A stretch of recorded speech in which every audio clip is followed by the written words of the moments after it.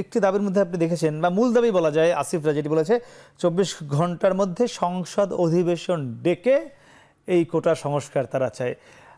দুটি প্রশ্ন আমার মানে এই বিষয়টি নিয়ে, মানে এটি কতটা যৌক্তিক দাবি 24 ঘন্টার মধ্যে একটি অধিবেশন ডাকা, এবং এটি কতটুকু সম্ভব?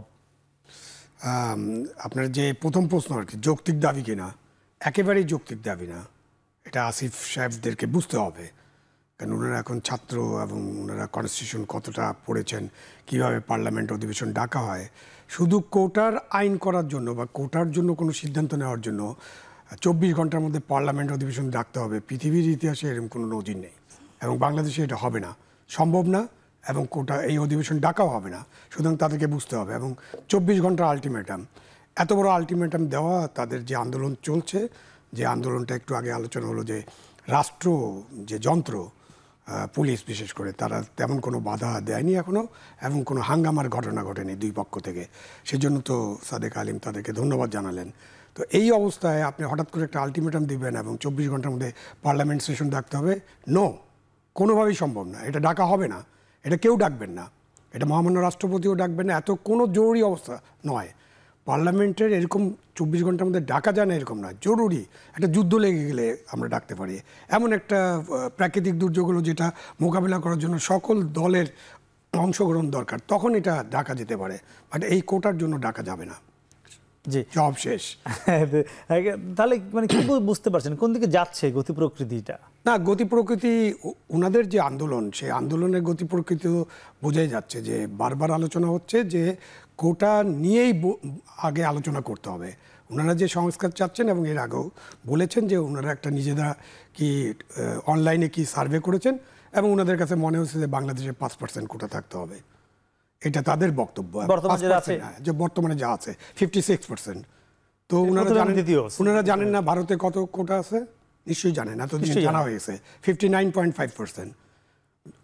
যে আমাদের মন্ডল কমিশনের রিপোর্টের পর প্রথমে কোটাটা ছিল শিডিউল কাস্ট এবং শিডিউল ট্রাইবের জন্য, তারপরে মন্ডল কমিশনের রিপোর্টে কোটাটা বাড়ানো হলো, তখন 49.5% ছিল।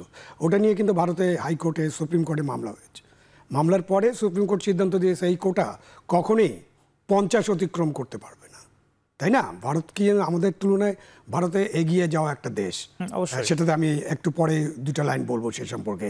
তারপরে মোদী সরকার 2019 সালে আরও 10% কোটা বাড়ালো অনগ্রসর মানুষদের জন্য, অর্থনৈতিকভাবে অনগ্রসর মানুষের জন্য।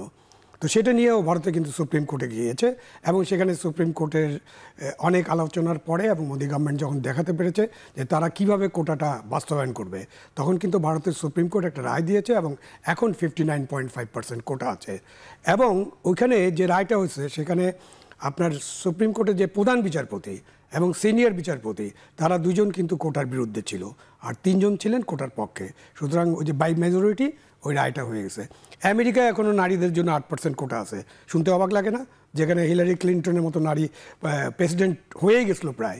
আপনি ইউরোপে নারীদের 50-50 আছে। ওখানে ইউরোপিয়ান কমিশন কি আইন করছে যে আপনার পলিসি লেভেলে, এবং এটা শুধু সরকারের না, সরকারের বাইরে যে বেসরকারি প্রতিষ্ঠানগুলো আছে, পলিসি লেভেলে তাদের সিও, তাদের চেয়ারম্যান, তাদের এমডি, ডিএমডি, ভাইস চেয়ারম্যান, এই লেভেলে 40% নারী থাকতে হবে। এবং ইউরোপিয়ান কমিশন আইন করলে তো ওটা সবার জন্য প্রযোজ্য হয়, কিন্তু প্রত্যেকটা দেশকে রেটিফাই করতে হয়। জার্মানি রেটিফাই করছে, সুইডেন রেটিফাই করছে, এবং 33% জার্মানি রেটিফাই করছে। তো কোটা তো আছেই, কোটা আছে, কোটা থাকবে, কোটা নিয়ে আলোচনা করতে হবে যে কোটাটা কিভাবে বাস্তবায়ন করা যায়, কিভাবে আমরা